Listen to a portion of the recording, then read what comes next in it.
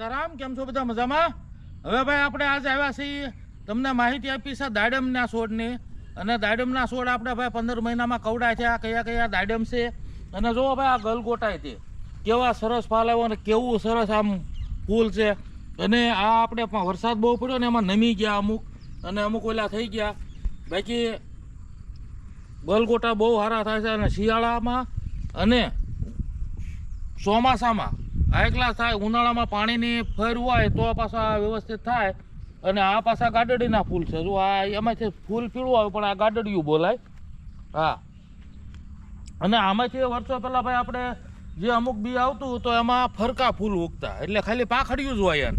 તો એ ફૂલ હવે બી વી ગયું, જોવા નથી મળતું. બાકી આમાં ફરકા થતા પહેલાં.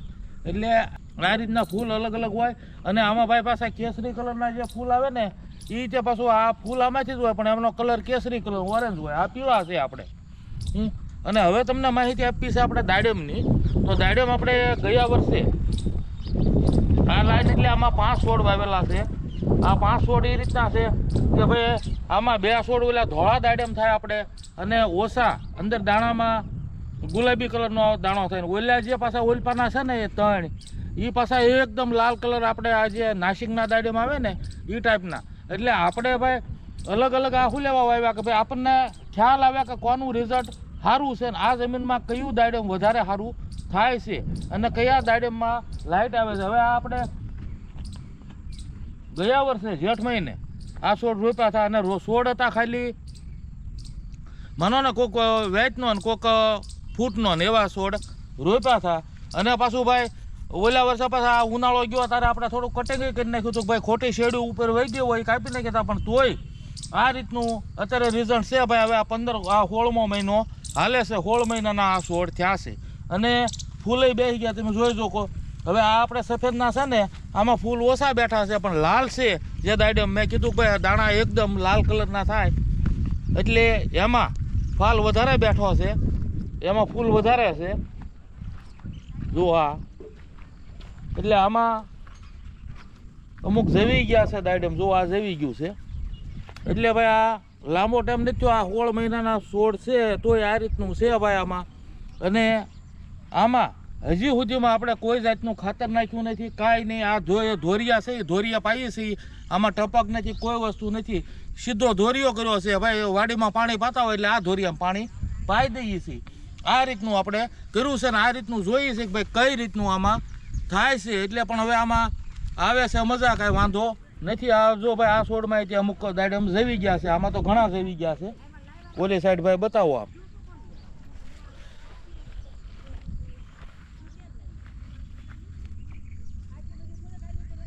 અને ભાઈ દાડમ તો દાડમમાં આયુર્વેદિક કાંઈ ઘણા ફાયદા છે. જે આ દાડમ છે તો એના દાણાથી આપણને ખાઈ એટલે ઘણું એમાંય છે. અને બીજા નંબરમાં કે ભાઈ એક આ ઉધરસ જે માણસને આવતી હોય, કોઈકને મોટી ઉધરસ થઈ ગઈ હોય, તો દાડમનું જે આ સોડિયું છે ને ખાલી આપણે દાણા કાઢલી મજા સોડું એને ખાલી તમે મોઢામાં મૂકો ને એટલે તમને ગમે એવી ઉધરસ આવતી હોય ને તો ઉધરસ એ બંધ થઈ જાય. એટલે દાડમમાં પાછા એવા ઘણા તે ગુણ છે. અને એ રીતનું આ ફળ તો એનું જ્યુસ બનાવીને કે ભાઈ દાણા ખાયા તમે તોય તે મજા આવે. અને બાકી આયુર્વેદિક આના ઘણા ફાયદા છે.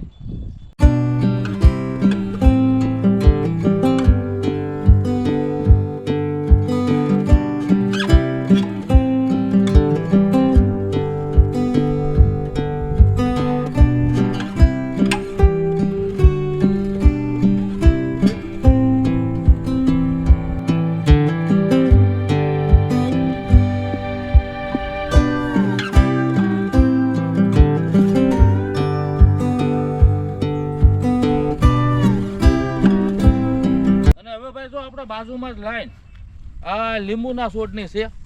અને લીંબુમાં આ જો વરસાદ વધે એટલે આ ઉપરના ડાળ્યું ઉકાણીને ઓલા જેવું થઈ ગયું છે અમુકમાં. અને આ જે 2 ક્વોલિટીના છે એમાં એક ક્વોલિટીમાં કાંઈ વાંધો નથી આવ્યો, પણ આ એક ક્વોલિટી છે એમાં ફેર પડી ગયેલો છે થોડોક. અને વધારે વરસાદ હોય કે ગમે એવું હોય પણ ઉપરની ડાળ્યું જરાક પીસડા ઉકાણા છે અને આમાં તકલીફ જરાક દેખાય છે. બાકી આની પછી લાઈન છે સંતરા અને મોસંબીની, પણ એ લાઈનની માહિતી હું તમને પછી આપીશ. અત્યારે આ લીંબુ જુઓ, હવે આ લાઈન છે તો ઓલી પર આગળના લીંબુ આપણે જુઓ તો એમાં ઘણું સારું છે, આમાં થોડોક ફેર પડ્યો છે એવું લાગે.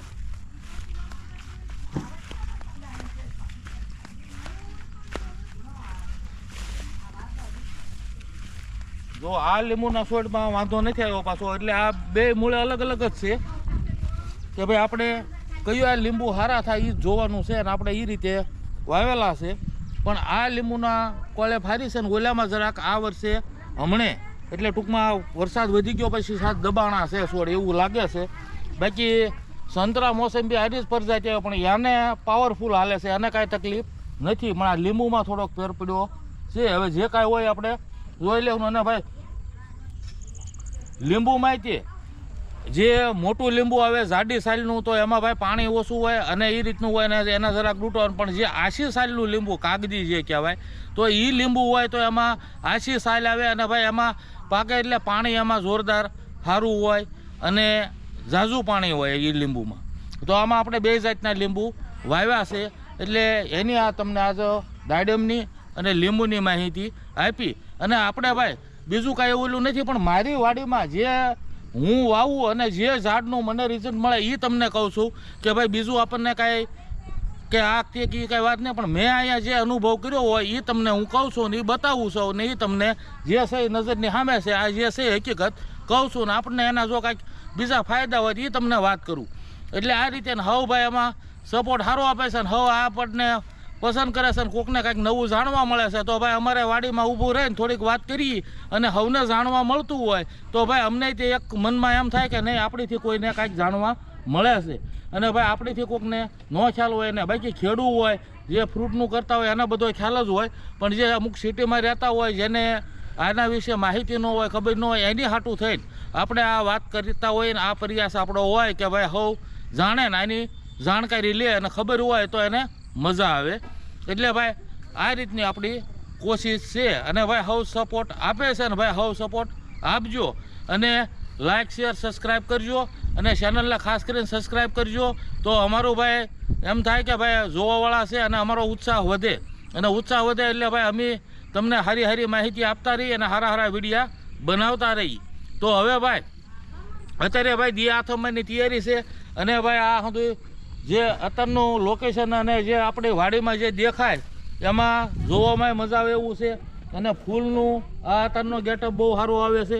અને ભાઈ આ તો જો તમને માહિતી આપી દીધેલી, પણ હવે આ છે લીચી. હવે લીચીનો જો કેવો વિકાસ છે એટલે ભાઈ હવે તમને જે ઝાડવામાં નવું નવું થતું જાય બતાવતા રહેવું અને ભાઈ જોતા રહ્યો. થાહે જમાવટ. મળશું આગલા વિડીયોમાં. આવજો. સીતારામ.